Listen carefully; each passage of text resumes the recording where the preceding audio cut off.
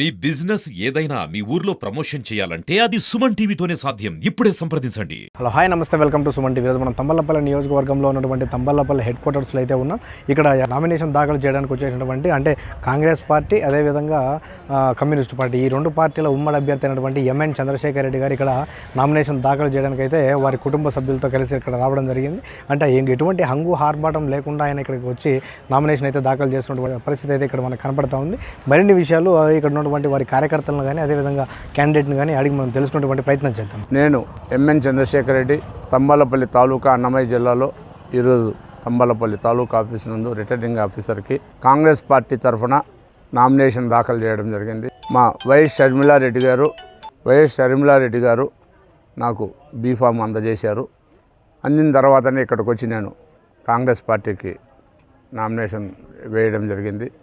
నేను ఇప్పుడే కాదు, 2014లో కూడా ఇదే తంబాలపల్లి నుండి కాంగ్రెస్ పార్టీలో పోటీ చేశాను.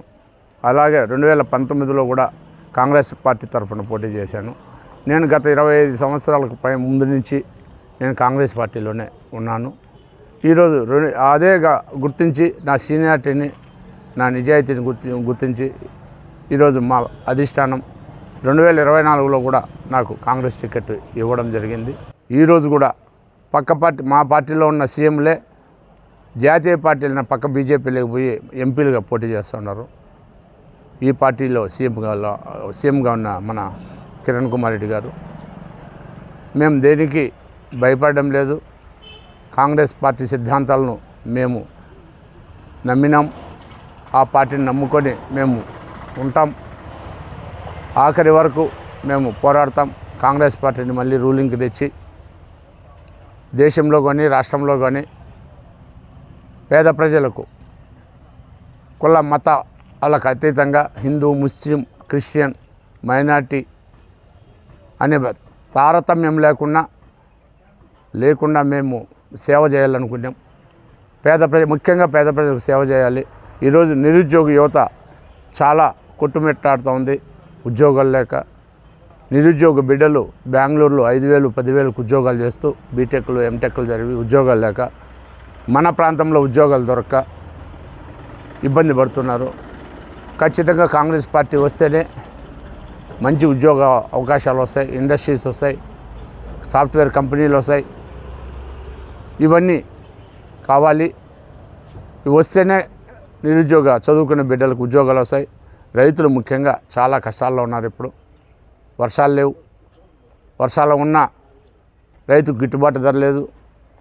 ఎంతో ఒడిదుడుకులకు లోనై రైతులు ఈరోజు వ్యవసాయాన్ని వదిలేసి పక్క రాష్ట్రాలు పోయి కూలీనాలు చేసి బతుకుతున్నారు. ఇవన్నీ పోవాలంటే మన తంబాలపల్లి వెనుకబడిన ప్రాంతం, పరిశ్రమలు రావాలి, ఫుడ్ ప్రాసెసింగ్ యూనిట్లు రావాలి. ప్రజలను ఆదుకోవాలంటే నాయకుల్లో మార్పు రావాలి, లంచగొండితనం పోవాలి. నాయకుల్లో మార్పు రాకుంటే మన తాలూకాను కానీ మన రాష్ట్రాన్ని కానీ ఏమి పైకి తేలేం. ఖచ్చితంగా రాబోయే కాలంలో ప్రజలు ఆలోచించాలి. ప్రజలు మార్పు కోసం ఓట్లు వేయాలి.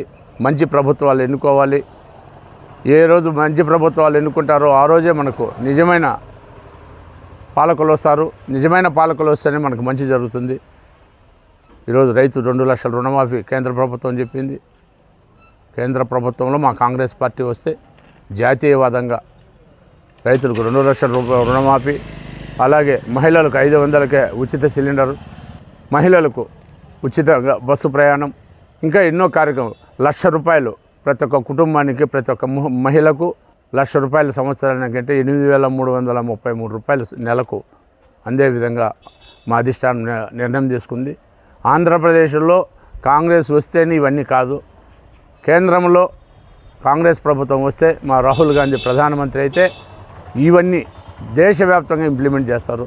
ఈరోజు పోలవరం రావాలన్నా, రాజధాని నిర్మాణం జరగాలన్నా ప్రతి ఒక్కటి కాంగ్రెస్తోనే సాధ్యం. ఈ అవకాశం ఇచ్చిన పాత్రికేయులకు మీకు అందరికీ చేతులెత్తి నమస్కారం చేస్తూ విరమిస్తున్నాను. ఈరోజు జరుగుతున్నటువంటి సార్వత్రిక ఎన్నికల్లో భాగంగా తంబలపల్లి నియోజకవర్గంలో ఇండియా కూటమి అభ్యర్థిగా కాంగ్రెస్ పార్టీ తరపు నుంచి ఎంఎన్ చంద్రశేఖర్ రెడ్డి గారు నామినేషన్ దాఖలు చేయడం జరిగింది. ఎంఎన్ చంద్రశేఖర్ రెడ్డి గారు గతంలో కూడా 2 పర్యాయాలు తంబలపల్లి శాసనసభకు కాంగ్రెస్ పార్టీ అభ్యర్థిగా పోటీ చేయడం జరిగింది.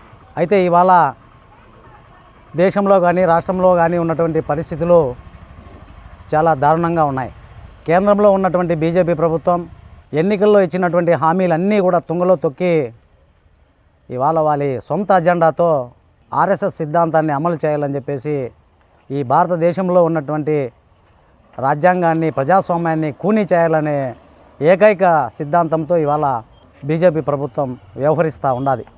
అందులో భాగంగానే ఈ యొక్క ఎన్డీఏ ప్రభుత్వాన్ని దించాలని ఏకైక లక్ష్యంతో ఇవాళ ఇండియా కూటమిగా భారతదేశంలో ఉన్నటువంటి జాతీయ పార్టీలు కానీ స్థానిక పార్టీలు కానీ ఇండియా కూటమిగా జట్టుగట్టి ఎన్నికల్లో తలపడతా ఉన్నాయి. ఈ ఎన్నికల్లో మన భారతదేశంలో ఉన్నటువంటి ప్రజాస్వామ్యాన్ని రక్షించుకోవాలంటే, మన రాజ్యాంగాన్ని రక్షించుకోవాలంటే ఇవాళ దేశంలో ఇండియా కూటమి అధికారంలోకి రావాల్సినటువంటి అవసరం ఎంతైనా ఉంది. రాష్ట్ర ప్రభుత్వం కానీ లేదా కేంద్ర ప్రభుత్వం కానీ చేస్తున్నటువంటి ఈ యొక్క నియంత పోకడలను నివారించేందుకు గాను కాంగ్రెస్ పార్టీ అభ్యర్థికి తమ అమూల్యమైన విలువైన ఓట్లను వేయించి అత్యధిక మెజార్టీతో గెలిపించాలని భారత కమ్యూనిస్టు పార్టీ సిపిఐగా విన్నవించుకుంటా ఉన్నాం.